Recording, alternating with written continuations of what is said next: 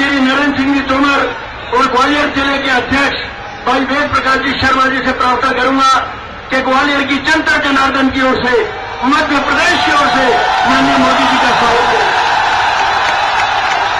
मोदी मोदी नरेंद्र मोदी, मोदी मोदी, मोदी मोदी, मोदी मोदी। बहुत बहुत धन्यवाद मित्रों। मैं अधिक समय न लेकर माननीय प्रदेश अध्यक्ष ग्वालियर के लाडले, हम सबके अत्यंत प्रिय, हमारे दिलों पर राज करने वाले भाई नरेंद्र सिंह जी तोमर से प्रार्थना करूंगा प्रदेश अध्यक्ष जी से कि आपको संबोधित करें भाई नरेंद्र सिंह जी तोमर।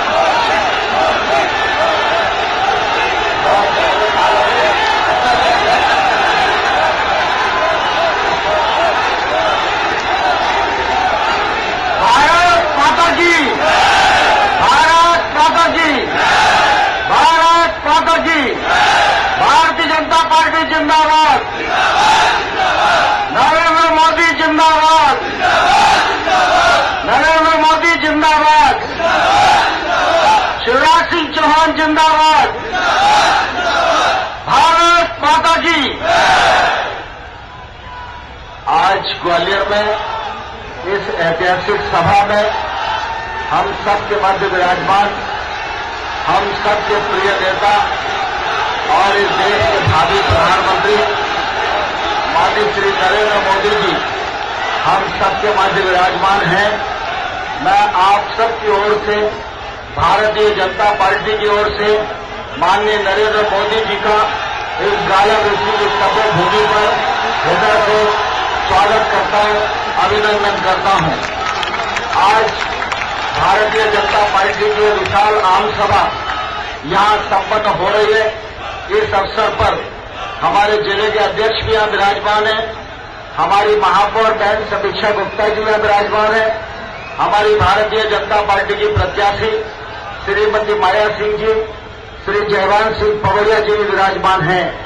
आज ग्वालियर की इस धरा पर भारतीय जनता पार्टी के प्रत्याशियों को जिताने के लिए आप सब लोगों के बीच में अपील करने के लिए माननीय नरेंद्र मोदी जी हम सब के मध्य पधारे हैं। आज वो दिन में आगरा उत्तर प्रदेश में थे और वहां विशाल जनता के समागम को संबोधित करते हुए आज ग्वालियर की धरती पर पहुंचे हैं। हम सब उन्हें सुनने के लिए लालायित हैं। मैं तो इस अवसर पर माननीय मोदी जी को ही प्रार्थना करूंगा और आप सबको प्रार्थना करूंगा और कोई ध्वनि से माननीय मोदी जी का आह्वान करें। बहुत बहुत धन्यवाद।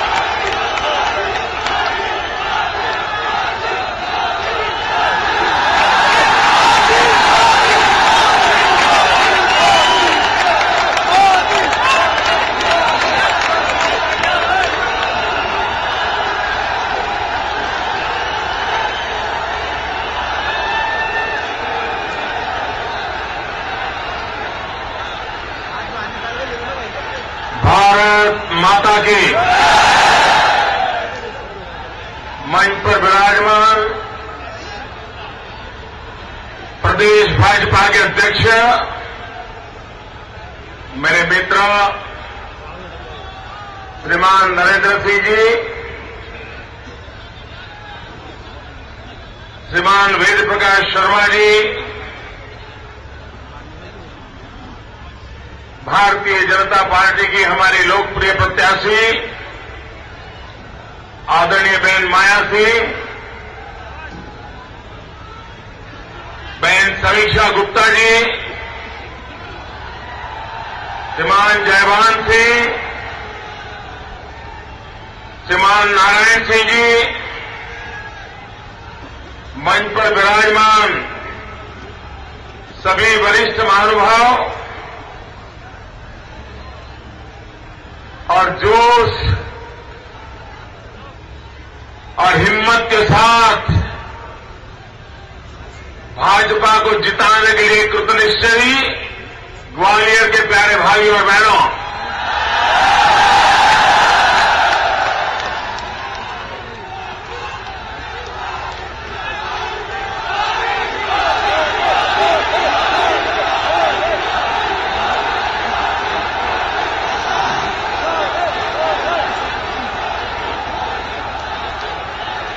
मेरे नौजवान मित्रों,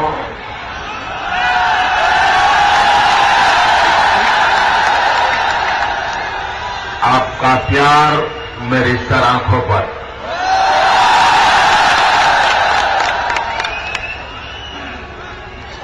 भाइयों बहनों,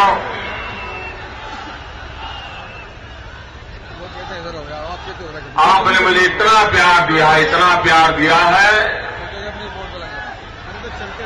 मैं आपका बहुत ऋणी हूं, मैं आपका बहुत आभारी हूं।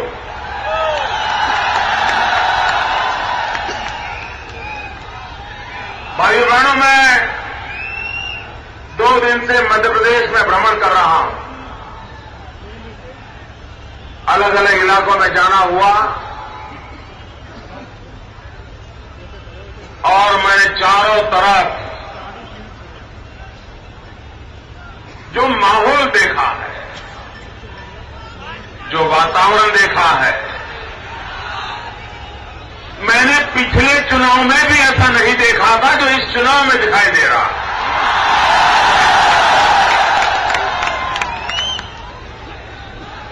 भाजपा की आंधी चल रही है भाइयों, भाजपा की आंधी चल रही है। कांग्रेस पार्टी का बचना मुश्किल है और मध्य प्रदेश ही नहीं, पूरे हिंदुस्तान में बचना मुश्किल है।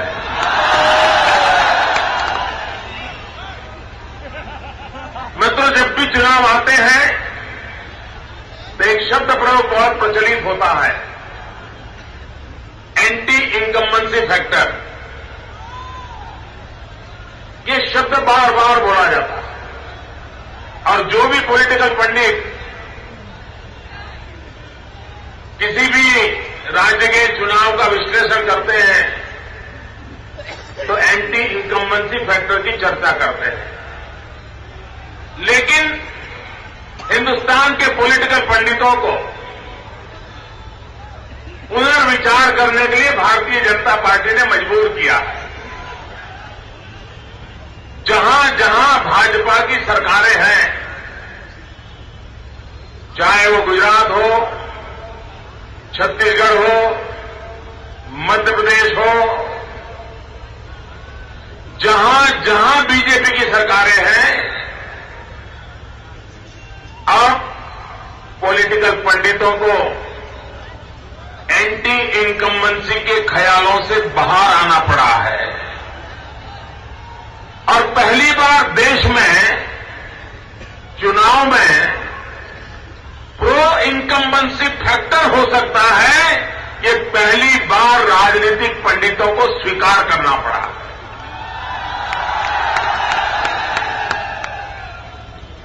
अब तक देश में भाइयों बहनों सरकारें चलती ही नहीं थी और कुछ सरकारें तो रिवर्स गियर में चलती थी।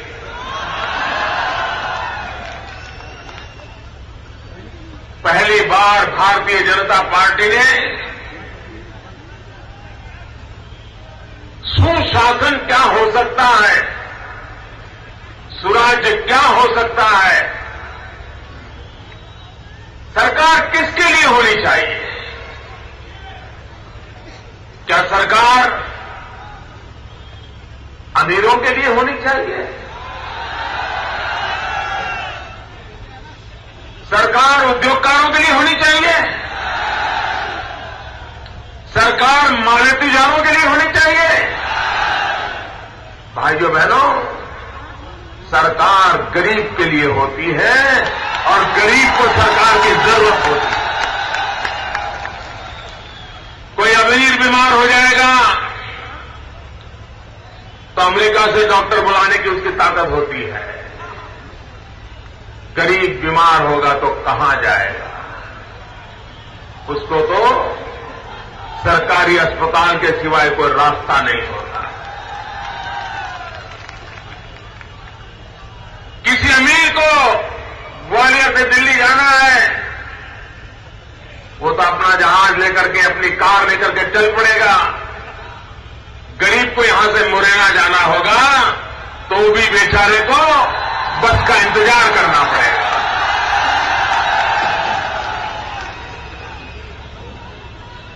भाइयों बहनों, गरीब इंसान के लिए हर पल सरकार एक आसरा होती है। और भाइयों बहनों, मैं शिवराज जी को अभिनंदन देने आया हूं। आज मध्य प्रदेश की सरकार को अभिनंदन देने आया हूं। नरेंद्र सिंह तोमर और उनकी पूरी टीम को अभिनंदन करने आया हूं।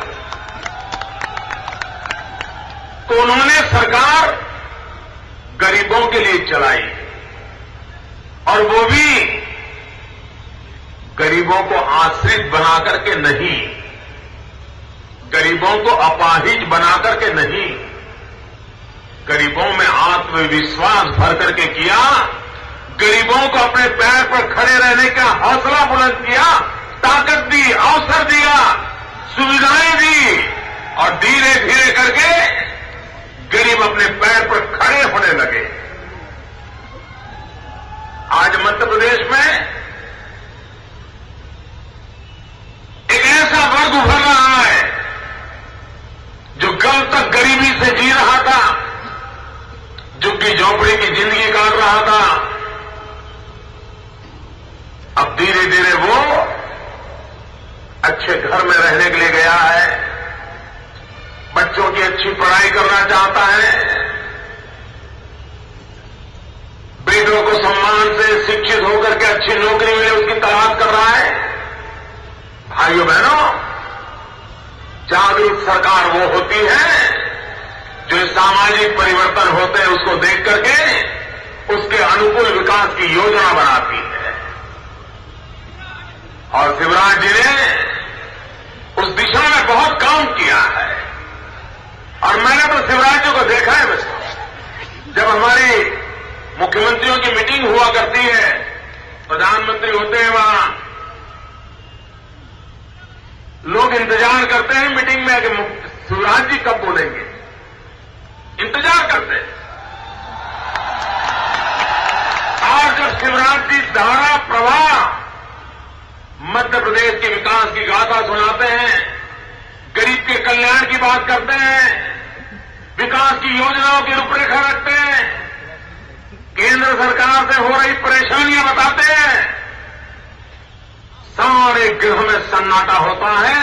और मैं देखता था कभी प्रधानमंत्री जी लिख भी लेते थे कि शिवराज जी क्या कह रहे हैं।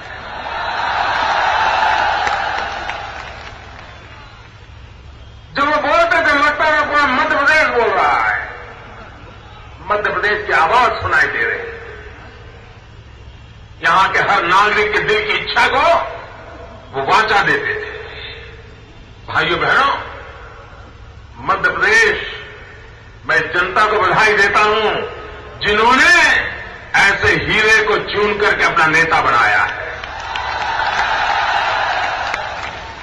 बधाई के पात्र हैं आप लोग कि आपने भारतीय जनता पार्टी पर भरोसा किया, शिवराज जी जैसा नेता चुना, और शिवराज जी ने भी अपने आप को आपके लिए लगा दिया। ये बहुत बड़ा काम किया है। भाइयों बहनों, चुनाव किसके लिए? विधायक चुनने के लिए? चुनाव किसके लिए? ग्वालियर का भविष्य तय करने के लिए? भाइयों बहनों, आप जब 25 तारीख को वोट डालेंगे, वो 25 तारीख का वोट आपका विधायक कौन हो इसके लिए नहीं है। 25 तारीख का आपका वोट आपकी सरकार कौन से बने इसके लिए नहीं है। 25 तारीख का वोट मध्य प्रदेश के भाग्य की रेखा अंकित करने वाले हो, 25 तारीख के वोट की कीमत मध्य प्रदेश का भाग्य है। आपको निर्धारित करना है मध्य प्रदेश को किस दिशा में ले जाना है। क्या मध्य प्रदेश को फिर से बंटाधार स्थिति में लाना है? वो दिन याद है 10 साल पहले मध्य प्रदेश का क्या हाल था? भाइयों बहनों, 50 साल के कांग्रेस के पापों का पराक्रम देखिए। इतना सुंदर राज्य, इतनी मेहनती प्रजा, इतने सुशील लोग, उसके बावजूद भी मध्य प्रदेश की गिनती बीमारू राज्य में हुआ करती थी। बिहार, उत्तर प्रदेश, मध्य प्रदेश, राजस्थान, ये सारे राज्यों को बीमारू राज्य माना जाता था। भाइयों बहनों, मैं कल राजस्थान में भी था, परसों मैंने देखा राजस्थान बद से बदतर हो गया। राजस्थान बीमारू से बाहर नहीं निकल पाया, लेकिन भाजपा को आपने 10 साल मौका दिया। 10 साल के भीतर भीतर भाजपा ने मध्य प्रदेश को बीमारू के कलंक से मुक्त करा दिया।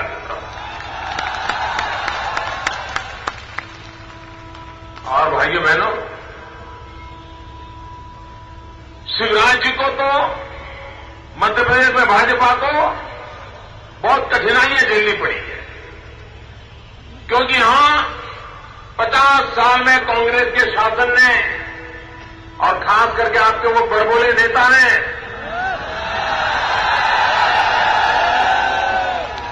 मध्य प्रदेश को ऐसे गड्ढे में उतार दिया था, हर प्रकार से तबाही कर दी थी मित्रों, हर प्रकार से। ये शिवराज जी और भाजपा की 10 साल की मेहनत है कि मुश्किल से, बड़ी कठिनाइयों से हम मध्य प्रदेश को उस गड्ढे में से बाहर लाए। 10 साल में अभी तो गड्ढे में से बाहर आया है, और आपको इतना अच्छा लगता है। जिस दिन हम भव्य इमारत मध्य प्रदेश के बनाएंगे, तब आपकी खुशी का कितना अंदाज मैं कर सकता हूं।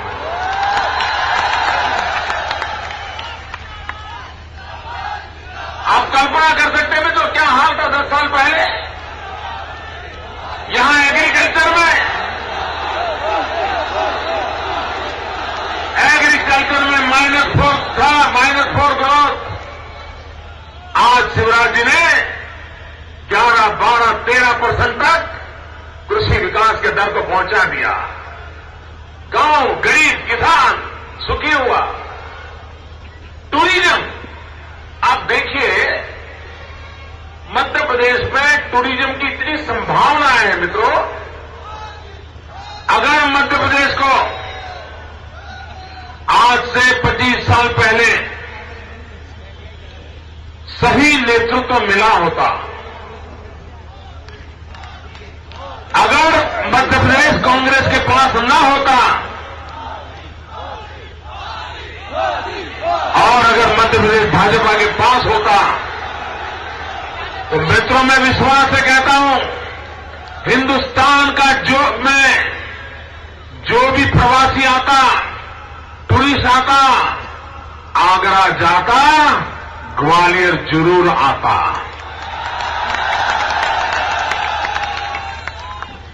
मध्य प्रदेश के हर इलाके में टूरिज्म के लिए इतनी संभावनाएं पड़ी है, लेकिन न दिल्ली सरकार को परवाह है, न भूतकाल की कांग्रेस की सरकारों को परवाह थी। अब टूरिज्म ऐसा क्षेत्र है मित्रों जो कम से कम पूंजी, कम से कम लागत से अधिक लोगों को रोजगार देता है। ऑटो रिक्शा वाला भी कमाता है, सब्जी बेचने वाला भी कमाता है, चॉकलेट बेचने वाला भी कमाता है, बिस्किट बेचने वाला कमाता है, फल बेचने वाला कमाता है, प्रसाद बेचने वाला कमाता है, चाय बेचने वाला भी कमाता है।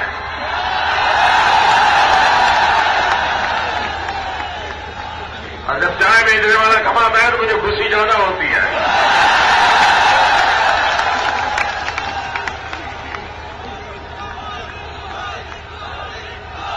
लेकिन इन्होंने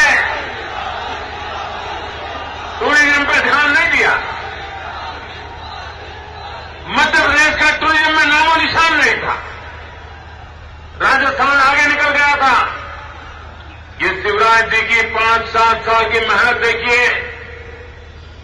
ये बंटाधार नेताओं के राज में मुश्किल से 50 लाख लोग मध्य प्रदेश आते थे। शिवराज जी के राज में 5 करोड़ लोग आए, 5 करोड़ लोग आए। एक जमाना था राजस्थान टूरिज्म के क्षेत्र में, हिंदुस्तान में जो कुछ भी टूरिज्म का काम होता था उसमें 5% अकेले राजस्थान में होता था। और वहां फिर ऐसे बंटाधार लोग आ गए कि राजस्थान का टूरिज्म 5% से 2% पे लाके खड़ा कर दिया। और मध्य प्रदेश में ऐसे नेता आए 2% से 5% ले गए। मित्रों, विकास कैसे होता है, प्रगति कैसे होती है, ये शिवराज जी ने दिखा दिया है। और भारतीय जनता पार्टी का एक ही मंत्र है मित्रों, विकास। नौजवान को रोजगार तभी मिलेगा जब विकास होगा। आप रोजी रोटी सम्मान के साथ तभी कमा पाओगे जब विकास होगा। भाइयों बहनों, ये कांग्रेस पार्टी वादा करने में बड़ी मशहूर है। वादे करने में उनको कोई परहेज ही नहीं है। चलते चलते कोई बता दे साहब ऐसा लिखो वोट मिल जाएंगे, लिख देते हैं। कोई भी कह दे, कोई टेलीफोन करके बता दें आज ऐसा कर दो, तुरंत दूसरे दिन स्टेटमेंट दे देंगे। कोई जिम्मेवारी नहीं। उन्होंने वादे किए थे, क्या कभी वादे निभाए हैं? भाइयों बहनों, कांग्रेस पार्टी ने पार्लियामेंट के चुनाव के समय वादा किया था कि 100 दिन में महंगाई कम करेंगे। वादा किया था, वादा किया था। महंगाई गई, महंगाई कम हुई, वादा तोड़ा। उनसे नाता तोड़ोगे? भाइयों बहनों, जिन्होंने वादा तोड़ा है उनसे अब नाता तोड़ना चाहिए।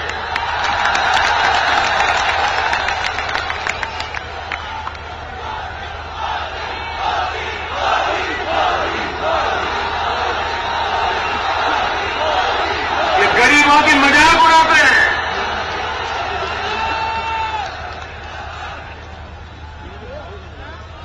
गरीब के पेट पे लात मारने वाले लोग हैं ये। आप कल्पना करते हो, इन्होंने इतने बड़े बुद्धिमान अर्थशास्त्री प्रधानमंत्री है हमारे देश में, अर्थशास्त्री प्रधानमंत्री, अर्थशास्त्री प्रधानमंत्री ने प्लानिंग कमीशन के वो चेयरमैन है। और प्लानिंग कमीशन क्या कहता है कि 5 लोगों का परिवार हो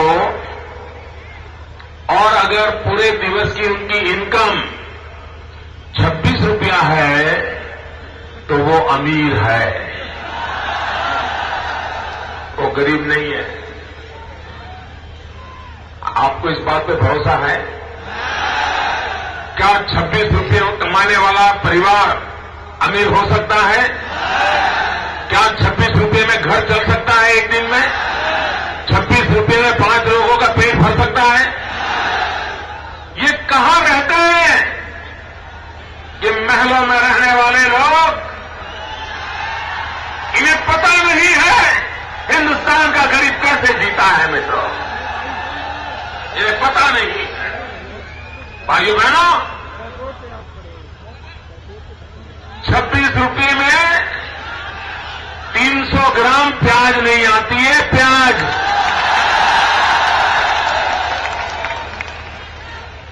और वो कहते हैं, और उनके एक नेता शहजादे,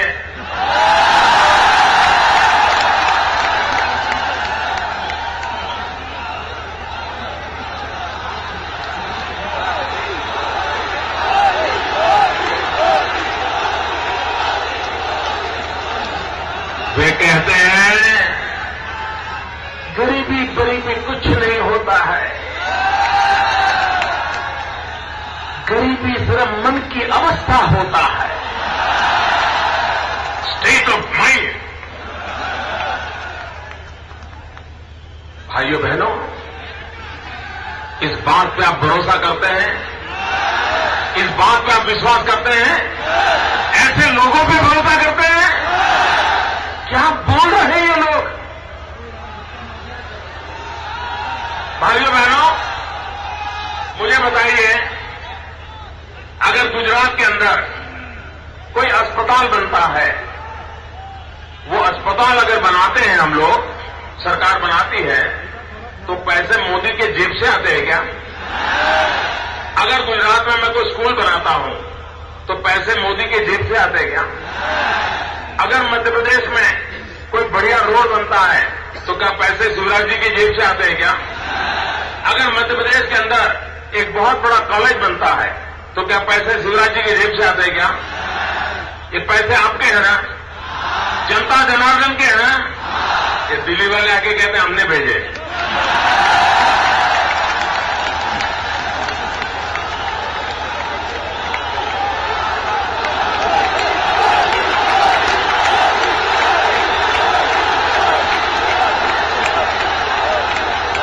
हमें समझ नहीं आ रहा है, ये क्या अपने आप को मानते क्या है? लोकतंत्र है ये तिजोरी, इसमें आने वाला पाई पाई का रुपया पैसा ये देश की गरीब जनता का है, उस पर गरीब जनता का अधिकार है। और आप ये कहते हैं हमने भेजा, हमने भेजा, हमने भेजा। भाइयों बहनों,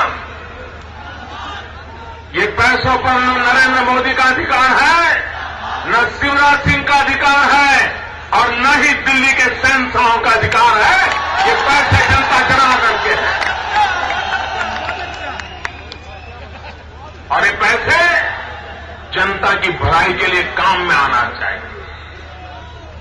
भाइयों बहनों, मैं पहले यहां मध्य प्रदेश में काम करता था, संगठन का कार्य देखता था, और यहां मैं इन सब लोगों से सीखता था पार्टी कैसे चलानी। कुछ हवाओं की उंगली पकड़ के चलता था, तो बहुत बार यहां आता था, दौरा करता था। हर बार मुसीबत होती थी, बिजली गई, हर बार। दिन में मीटिंग करो, पंखा नहीं चल रहा, रात में मीटिंग करो, बिजली नहीं है, मां बीमार है, पंखा बंद है, बेटों का एग्जाम है, बिजली नहीं है, बेटे की नई नई शादी हुई है, घर में बहू आई है, टीवी सेट लगा है, सास भी कभी बहू है, सीरियल देख रही है, टीवी नहीं चल रहा, बिजली नहीं थी। इस शिवराज जी ने आज पूरे मध्य प्रदेश में अटल ज्योति योजना बना करके घर घर 24 घंटे बिजली पहुंचाने का अभियान उड़ाया है। बहुत बड़ा काम किया है। लेकिन दिल्ली ने क्या किया? दिल्ली ने देश को अंधेरे में डाल दिया। दोस्तों, आपको हैरानी होगी, हिंदुस्तान में 20,000 से ज्यादा मेगावाट बिजली के कारखाने बंद पड़े हैं। नौजवान बेरोजगार है, कारखाने लगे हुए हैं, पहले बिजली पैदा करते थे, आज बंद हो गए। ऐसा कोई देश सुना है आपने जहां एक तरफ अंधेरा हो, दूसरी तरफ कोई बिजली के कारखाने बंद हो, तीसरी तरफ कोयले की खदानें भरपूर हो, लेकिन फिर भी अंधेरा हो? कारण दिल्ली की सरकार को लकवा मार गया, लकवा।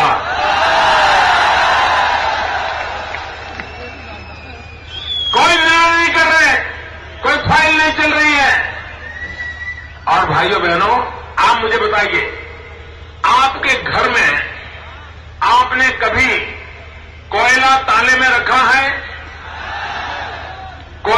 ताला लगाया है। ज्यादातर कोयला तो घर के बाहर ही पड़ा रहता है ना। कभी कोई कोयले की चोरी करता है? कभी किसी का कोयला चोरी हुआ ऐसी शिकायत हुई है? भाइयों बहनों, इस देश में दिल्ली में ऐसी सरकार है, कोयला खा गई। और जब सुप्रीम कोर्ट ने डंडा मारा तो कह रहे फाइल खो गई है। बताइए, अरे फाइल नहीं, ये तो देश कह रहा है पूरी सरकार खो गई है। भाइयों बहनों, ऐसी सरकार ये भाषा बोलती है। अभी प्रधानमंत्री जी इन दिनों एक भाषण करते हैं, हर जगह पे बोलते हैं। वो कहते हैं कि भाजपा के नेता, उनकी भाषा ठीक नहीं है, शालीनता नहीं है। प्रधानमंत्री जी, आप ये किसके लिए कह रहे हैं, ये तो पहला पक्का करो। क्या अपने घर में नहीं बोल पा रहे हो, इसलिए बाहर बोल रहे हो क्या? आपकी पार्टी में आप बोल नहीं पा रहे हो।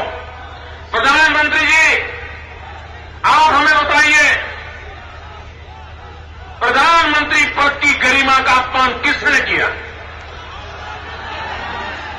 प्रधानमंत्री जी, आप जब अमेरिका में थे तब आपकी पार्टी के युवा नेता टीवी के सामने आए, देश के करोड़ों लोगों ने देखा और उन्होंने कहा नॉनसेंस।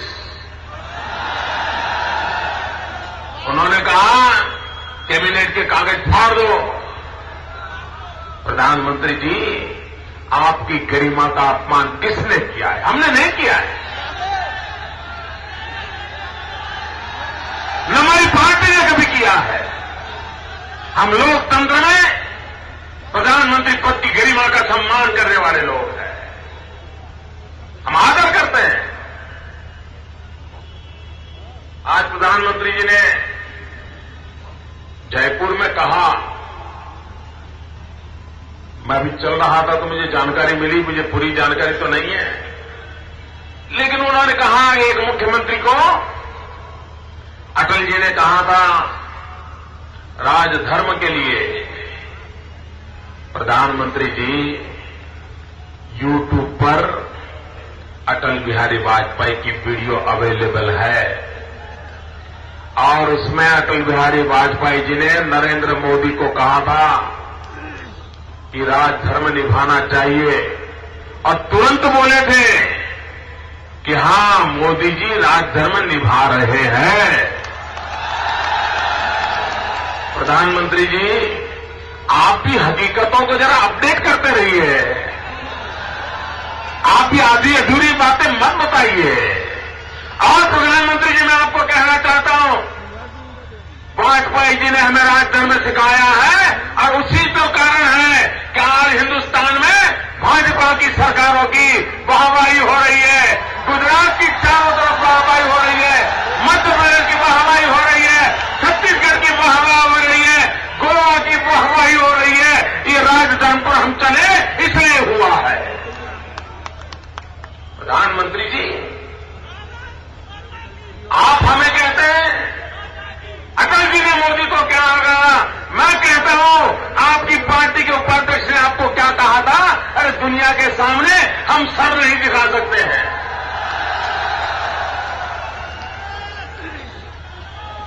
क्या बातें करते हो भाइयों बहनों? ये जो परिवार है ना, हिंदुस्तान में कोई उनको ललकारता नहीं था, एक चाय वाले ने ललकार दिया।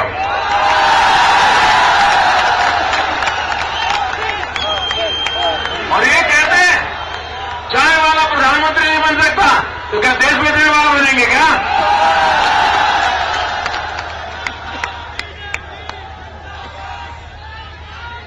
किस प्रकार की राजनीति को ले जा रहे हैं आप लोग?